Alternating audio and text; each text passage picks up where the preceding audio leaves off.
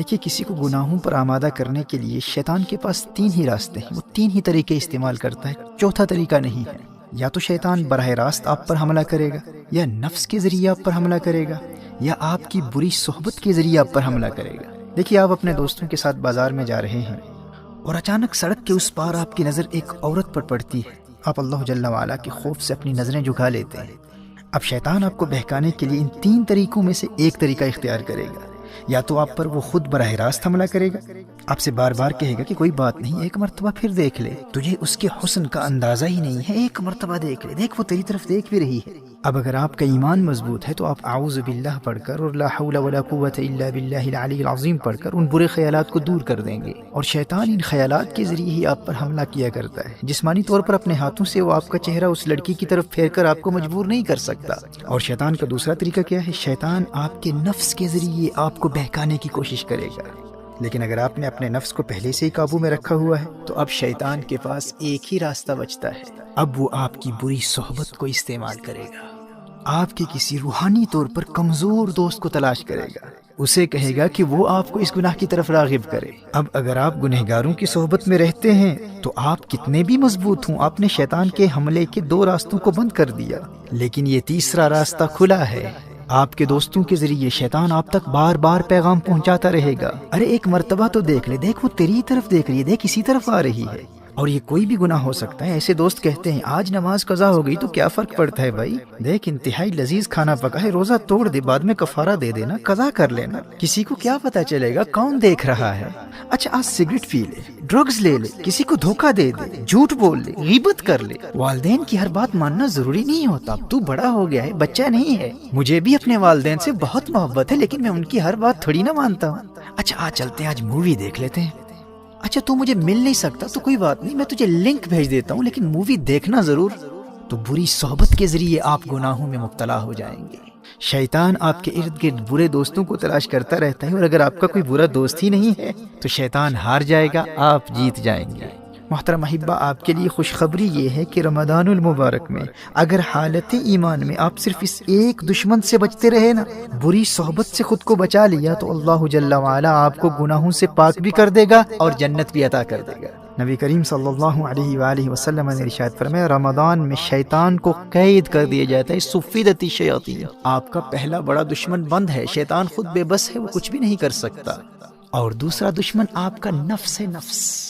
نبی کریم صلی اللہ علیہ وآلہ وسلم نے نفس کو قابو کرنے کا جو طریقہ بتایا ہے وہ بھوک اور پیاس ہے، وہ روزہ ہے۔ دیکھیے ماہ رمضان میں اگر آپ سحری اور افطار کے وقت زیادہ کھانا نہیں کھاتے، بہت زیادہ پیٹ بھر کر کھانا نہیں کھاتے، تو آپ کا نفس بالکل کنٹرول میں رہے گا۔ دونوں دشمن قید ہیں۔ اب اگر آپ مغفرت چاہتے ہیں، جنت میں جانا چاہتے ہیں، تو ماہ رمضان میں صرف اس ایک دشمن سے اپنے آپ کو بچا لیں۔ گناہوں کی طرف راغب کرنے والے، گناہوں کی دعوت دینے والے ہر دوست سے رابطہ مکمل طور پر منقطع کر دیں۔ برے دوستوں کو بتلا دیں، کیا دیکھتے نہیں کتنے ہنستے کھیلتے نوجوان ماہ رمضان سے قبل ہی موت کا شکار ہو چکے ہیں۔ جانے آئندہ رمضان تک یہ زندگی وفا کرے نہ کرے، میں زندہ بھی ہوں یا نہ ہوں، میں تمہارے لیے سب کچھ کر سکتا ہوں، لیکن اپنی آخرت کا سودا نہیں کر سکتا۔ رمضان المبارک میں مجھ سے ملنے کے بارے میں سوچنا بھی نہ۔ محترم احبہ، اگر مغفرت چاہتے ہیں تو کم از کم رمضان المبارک میں ایسے تمام دوستوں سے مکمل دوری اختیار کر لیجئے۔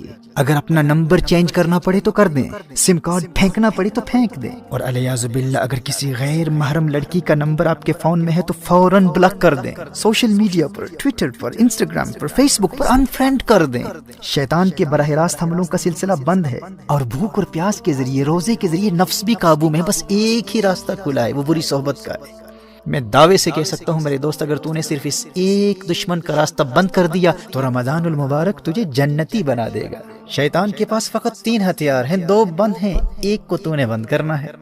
اور یاد رکھنا، دور حاضر میں بری صحبت صرف انسان ہی نہیں ہے، T V, internet, smart phones اور سوشل میڈیا کا غلط استعمال، یہ تمام بیڈ کمپنی ہے۔ اور اگر مجبوری میں اسکول کے کام کے لیے، ہوم ورک کے لیے، کالج اور یونیورسٹی کے اسائنمنٹس کے لیے، یا بزنس کے کسی کام کے لیے انٹرنیٹ کا استعمال کرنا ضروری ہے، تو اپنے پی سی کو، اپنے کمپیوٹر کو یا لیپ ٹاپ کو اپنے لیونگ روم میں استعمال کرنے کے لیے خود کو پابند کر لے کہ اگر تو فون پر بھی انٹرنیٹ کا استعمال کرے گا تو اس کمرے میں کرے گا جہاں تیرے والدین موجود ہیں، تیرے بھائی بہن موجود ہیں، تاکہ ان کی موجودگی تجھے انٹرنیٹ پر مختلف قسم کی برائی پر مشتمل شرمناک مٹیریل یا بری سائٹس پر جانے سے بچائے رکھے۔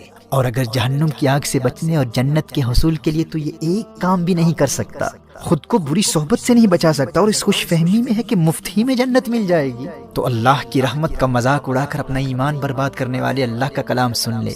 تو کیا سمجھتا ہے کہ اللہ آخرت میں انصاف نہیں کرے گا؟ تو نے جنت کو اتنا سستا سمجھ رکھا ہے؟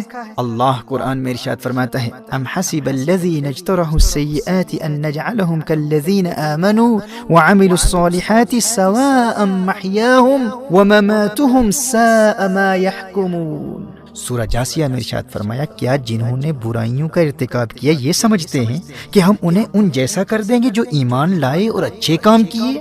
یعنی جو جنت نیک لوگوں کے لیے، وہ جنت یوں ہی مفت میں بے ایمانوں اور گنہگاروں کو بھی عطا کر دے۔ فرمایا ساء ما یحکمون، کیا ہی برا حکم لگاتے ہیں۔